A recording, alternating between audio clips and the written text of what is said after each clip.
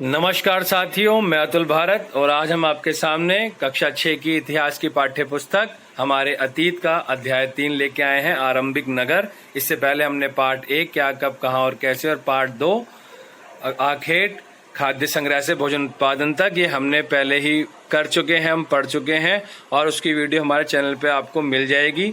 पृथ्वी हमारा आवाज, भूगोल, वसंत, ध्रुवा, ये सारी किताबों के जो चैप्टर्स हैं हमारे चैनल पे ऑलरेडी अपलोडेड है। तो अगर आपने चैनल को सब्सक्राइब नहीं किया है तो आप चैनल को सब्सक्राइब कर दीजिए ताकि आपको वह सारी वीडियोस मिल जाए और आप हमसे जुड़ जाएं। तो आइए बिना समय व्यर्थ करें हम शुरू करते हैं और इम्पोर्टेंट वीडियोस के लिंक डिस्क्रिप्शन बॉक्स में आपको मिल जाएंगे।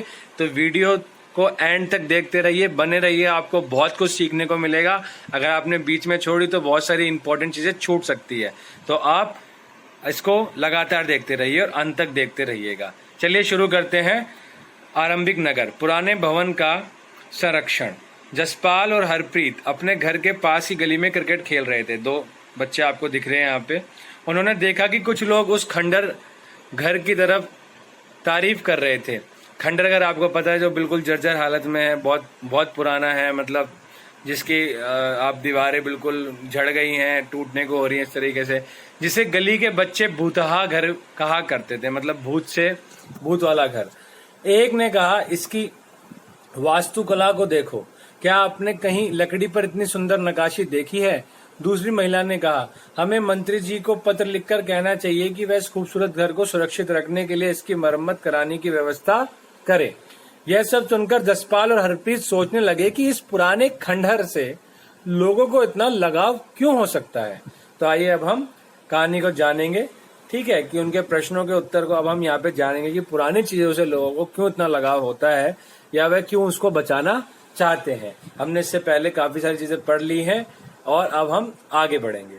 तो हड़प्पा की कहानी। अक्सर पुरानी इमारतें अपनी कहानी बताती है। लगभग 150 साल पहले जब पंजाब में पहली बार रेलवे लाइन बिछाई जा रही थी तो इस काम में जुटे इंजीनियरों को अचानक हड़प्पा पुरास्थल मिला जो आधुनिक पाकिस्तान में है।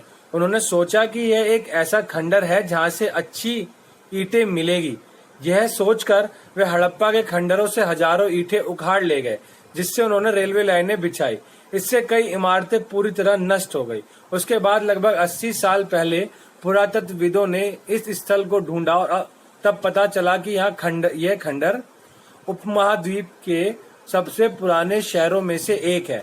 चूंकि इस नगर की खोज सबसे पहले हुई थी, इसलिए बाद में मिलने वाली इस तरह के सभी पुरास्थलों में जो इमारतें और चीजें मिली उन्हें हम हड़प्पा सभ्यता की इमारतें कहा गया, उन्हें हम कहते हैं।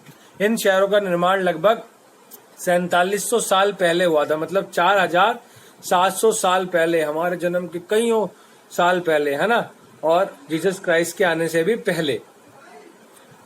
और हम प्राय पुरानी इमारतों को तोड़कर उनकी जगह नए भवन बनाए जाते हैं। क्या तुम्हें लगता है कि पुरानी इमारतों को सुरक्षित रखना चाहिए? इन नगरों की विशेषता क्या थी? इन नगरों में से कई को 2 या उससे ज्यादा हिस्सों में विभाजित किया गया था। प्राय पश्चिमी भाग छोटा था लेकिन ऊंचाई पर बना था और पूर्वी हिस्सा बड़ा था लेकिन ये निचले इलाके में था। ऊंचाई वाले भाग को पुरातत्वविदों ने नगर दुर्ग कहा, दुर्ग पता है आपको, किले होते हैं, और निचले हिस्सों को निचला नगर कहा।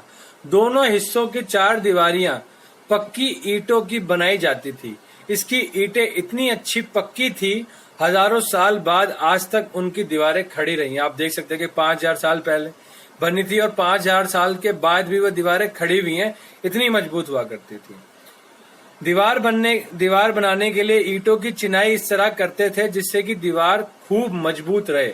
कुछ नगर दुर्ग में कुछ खास इमारतें बनाई गई थी। मिसाल के तौर पर मोहनजोदड़ो में खास तालाब बनाया गया था जिसे पुरातत्वविदों ने महान स्नानागार, मतलब बहुत बड़ा नहाने वाला, कहा गया। इस तालाब को बनाने में ईंट और प्लास्टर का इस्तेमाल किया गया था। इसमें पानी का रिसाव रोकने के प्लास्टर के ऊपर चारकोल की परत चढ़ाई गई थी ताकि पानी ना निकले। इस सरोवर में 2 तरफ से उतरने के लिए सीढ़ियां बनाई गई थी और चारों ओर कमरे बनाए गए थे। इसमें भरने के लिए पानी कुएं से निकाला जाता था।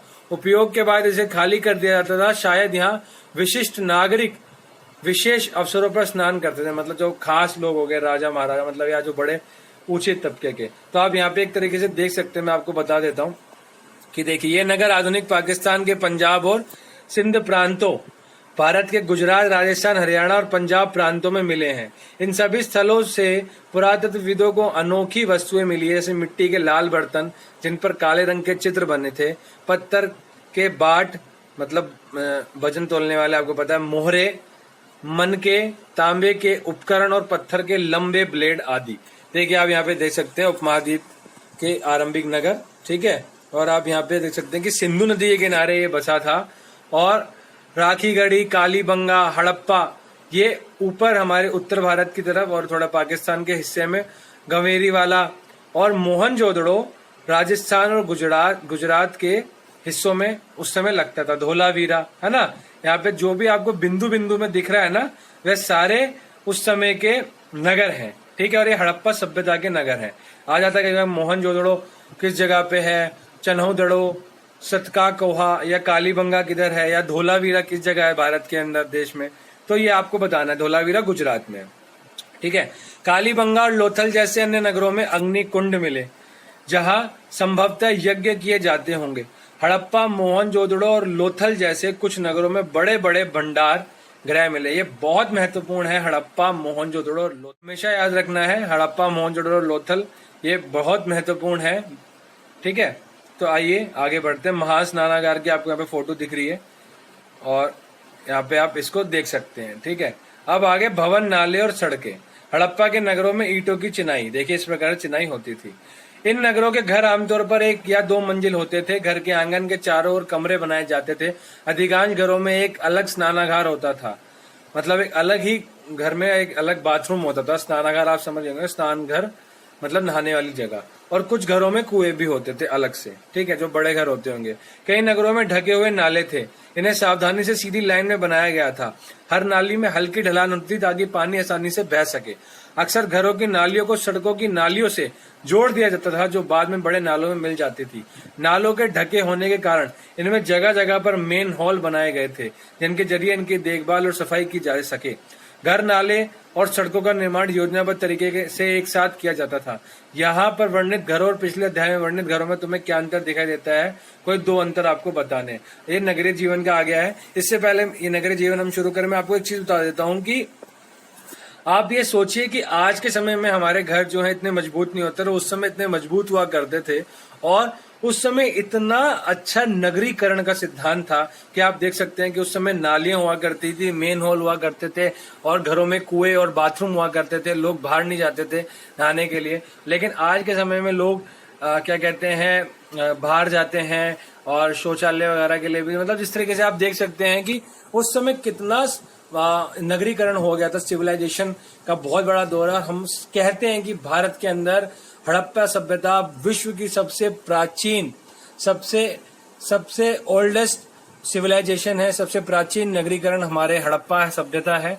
और आपको हमेशा याद रखना है, मेसोपोटामिया, मिस्र और चीन और हड़प्पा सबसे पुरानी ये सिविलाइजेशन, सबसे पुराने नगरीकरण सभ्यता माने जाते हैं। और आपको ये याद रखना है। तो आगे जो है हम नई दूसरी वीडियो में कंप्लीट करेंगे, ठीक है, नगरीय जीवन। और यहीं तक हम इस वीडियो को रखते हैं ताकि आपको आसानी हो। और नेक्स्ट सीरीज में हम नेक्स्ट वीडियो को लेके आएंगे। अगर आप वीडियो को अपने दोस्तों को शेयर करिएगा ताकि उनकी भी हेल्प हो सके। और नई वीडियो के साथ हम मिलते हैं। स्वस्थ रहिए, मस्त रहिए, व्यस्त रहिए और पढ़ते रहिए। जय हिंद, जय भारत।